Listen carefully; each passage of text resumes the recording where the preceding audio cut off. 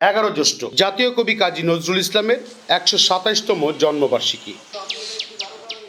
1914 সালে ভারতের আসানসোলের এক রুটির দোকান থেকে কিশোর নজরুলকে ময়মনসিংহে নিয়ে আসেন রফিজুল্লাহ দারোগা। বিচুতিয়া ব্যাপারী বাড়িতে জায়গির থেকে পড়াশোনা করতেন নজরুল। কবি স্মৃতি বিজড়িত জায়গা সংরক্ষণে নির্মাণ করা হয় নজরুল স্মৃতি কেন্দ্র, কিন্তু সেগুলো বছরের বেশিরভাগ সময় পড়ে থাকে অযত্ন আর অবহেলায়। কমছে দর্শনার্থী। কর্তৃপক্ষ বলছে দর্শনার্থী বাড়াতে নেওয়া হয়েছে ডিজিটালাইজেশনের পরিকল্পনা। প্রেম, বিরহ ও সাম্যের কবি কাজী নজরুল ইসলাম 1914 সালে আসানসোলের এক রুটির দোকান থেকে রফিজুল্লাহ দারোগা ময়মনসিংহে ত্রিশালে নিয়ে আসেন কিশোর নজরুলকে। এখানে বিচুতিয়া ব্যাপারী বাড়িতে জায়গির থেকে দরিরামপুর হাই স্কুলে পড়াশোনা করতেন নজরুল।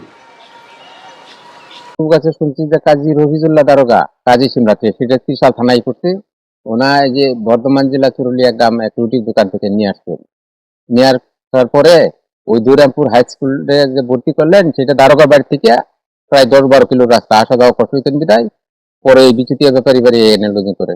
এই বিটার উপরে একটা ছনের ঘর ছিল, ওই যে লাল টিনের ঘরটা, যে এই বিটার উপরে একটা ছনের ঘর ছিল। পুকুরটা আগেই ছিল।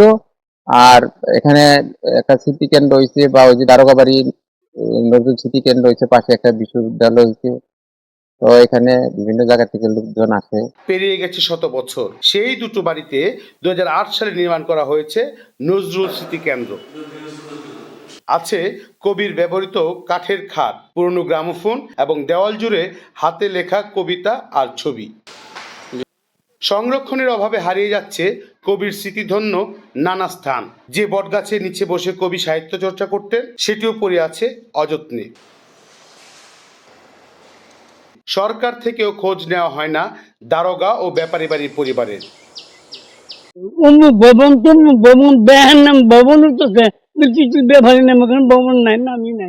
আমরা নজরুল সম্বন্ধে নজরুল থেকে আমার বড় বাবা লন্ডন কোনো কিছুই পাই না। জায়গা দিচ্ছি এই করে দিচ্ছি, কিন্তু আমাদের একটা আশা, সেই আশাটা হইলো যে বিচুতিয়া ব্যাপারীর নামে যেন আজ এই যে এত বড় এই শ্রেষ্ঠ বিশ্ববিদ্যালয়, যাকে বলা বিশ্বের বিশ্ববিদ্যালয়, এই বিশ্ববিদ্যালয়ে যেন একটি ফলের নামকরণ করা হয় বিচুতিয়া ব্যাপারীর নামে। আমি তার বংশধর হিসাবে, চতুর্থ বংশধর হিসাবে মাননীয় সরকারের কাছে আমার করদূর আবেদন। রফিজউদ্দিন দারোগা আমাদের নজরুলকে প্রথম ফার্স্ট নিয়ে আসছিল, তারপর আমাদের 30 সালে নিয়ে গেছে। কিন্তু এইখানে আমাদের ফার্স্টে আসার হলেও আমাদের যে রাস্তার যে বহাল অবস্থা, এইখানে মানে মানুষ আসতে চায় না, যার কারণে আসলে আমরা সবসময় ভোগান্তিতে থাকি। নজরুলের কর্ম দেখতে নয়, শুধু ছবি তুলতে এখানে আসেন দর্শনার্থীরা। কর্তৃপক্ষ জানায় প্রতিষ্ঠানটি ডিজিটালাইজেশন ও সংরক্ষণে নেওয়া হয়েছে উদ্যোগ।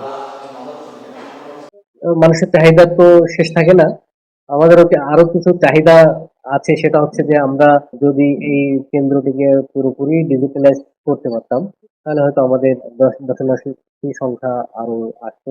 অর্থাৎ এই কেন্দ্রটাকে আমরা যদি একটা পর্যটন হাব করতে পারতাম, তাহলে হয়তো আরো বেশি আমরা দর্শনার্থী পেতাম। অবশ্যই এই কার্যক্রমগুলো চলমান আছে। আমরা অবশ্যই নজরুলের স্মৃতি বিচরিত সকল স্থানকে যথাযথ মর্যাদায় সংরক্ষণ করার ব্যবস্থা গ্রহণ করি। শুধু বছরে একটি দিনের জন্য নয়, জাতীয় কবি নজরুলের জীবন, কর্ম, অবদান নতুন প্রজন্মের কাছে ছড়িয়ে দিতে উদ্যোগ নেবে সরকার, এমনটাই প্রত্যাশা ময়মনসিংহবাসীর। মোহাম্মদ আবুল মনসুর, আমগর বার্তা, ময়মনসিংহ।